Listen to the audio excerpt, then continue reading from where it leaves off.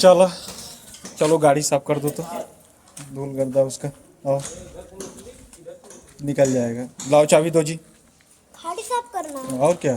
चलिए कर देती हूँ। अरे बाप रे नवा नवा कपड़ा। साफ करने का नाम लो तो खुश हो जाऊंगा। अरे दादा अरे नवा नवा कपड़ा पहन के गाड़ी साफ करोगी तुम।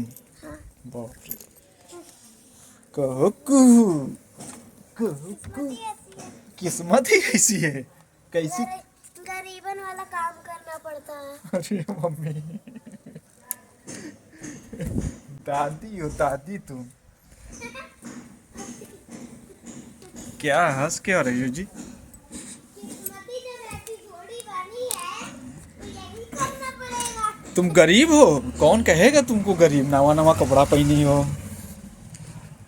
किस्मत देख के लग रहा है मैं गरीब नहीं हूँ। अच्छा तुम गरीब हो चलो बैठो अच्छा।